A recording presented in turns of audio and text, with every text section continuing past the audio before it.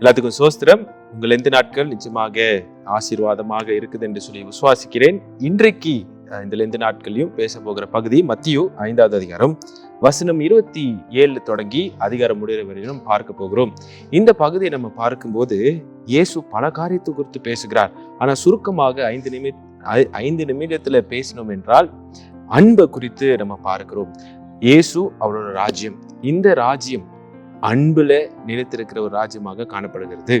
அந்த பகுதியில நம்ம வசனம் 43 48 நம்ம பார்க்கும்போது இயேசு அன்பை குறித்து பேசுகிறார். ஆனா அதுக்கு மேலாக நம்ம பார்க்கும்போது ஏறக்குறைய 5 காரியத்தை குறித்து இயேசு பேசுகிறார்.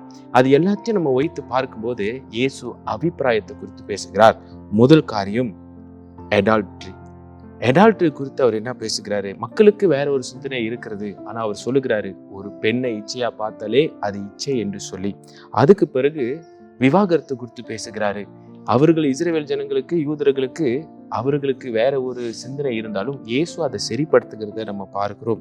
அதுக்கு பிறகு இன்றைக்கு நம்மளும் சிறுவர்கள் சுலபமாக சத்தியமா சொல்லுகிறேன் அப்படின்ற வார்த்தையை சுலபமாக பயன்படுத்துவார்கள்.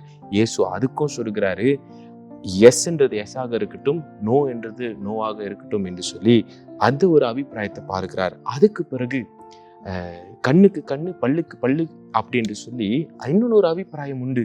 அதுக்கும் இயேசு சொல்லுகிறாரு, ஒரு ஆள் ஒரு கண்ணத்தை அறையும் போது மறுபக்கத்தை காட்டணும் அப்படின்னு சொல்லி.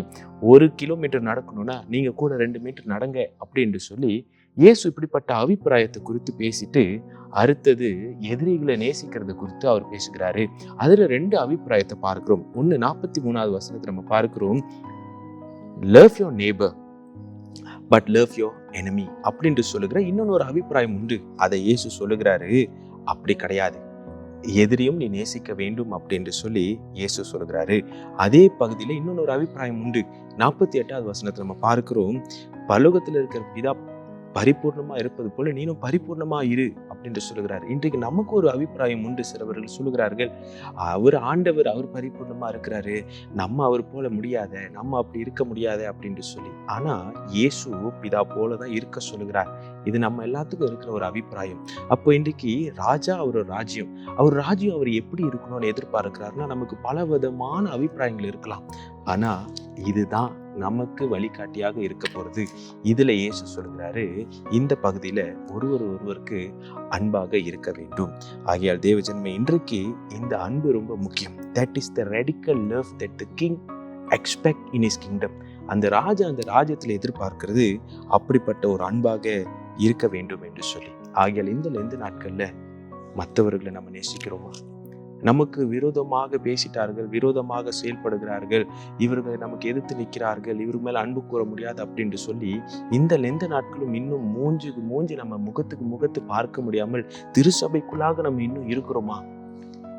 அவர் ஒரு ராஜ்யத்துல அவர் வரப்போகிறார். ஆண்டோட வருகை சமீபமாக இருக்குது.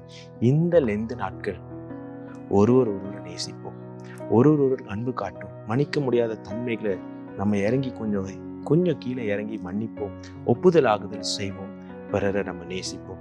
ராஜா அவரோட ராஜ்யத்துல அன்பை அடிப்படையாக வைத்திருக்கிறார். நம்பிக்கை, விசுவாசம், அன்பு, அதுல சிறந்தது அன்பு. அந்த அன்பை இந்த நாட்கள் நம்ம ஒருவருக்கு காட்டுவோம். அதை ஆண்டவர் எதிர்பார்க்கிறார். கண்களை மூடி நாம் ஜெபம் செய்வோம்.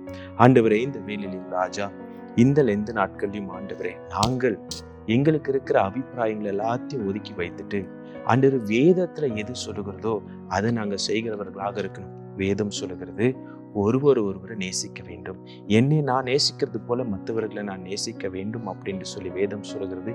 இந்த நாட்கள் எங்களுக்கு பல காரியங்கள், சம்பவங்கள் நடந்ததுனால் பிறவரோட நாங்கள் பேச முடியாமல், முகமுகம் பார்க்க முடியாமல், மன்னிக்க முடியாமல் இருந்தால் இது எல்லாம் மாறட்டும் ஆண்டவரே. ஒருவருக்கு நாங்கள் அன்பு கூறவும், ஒருவருக்கு ஆண்டவரே ராஜா அன்பு காட்டவும் எங்களுக்கு இந்த நாட்கள் எங்களுக்கு நீர் கிருபை செய்யும், எங்களை வழி நடத்தும். இயேசுவின் நாமத்தில் ஜெபிக்கிறோம், ஜீவனுள்ள நல்ல பிதாவே, ஆமென்.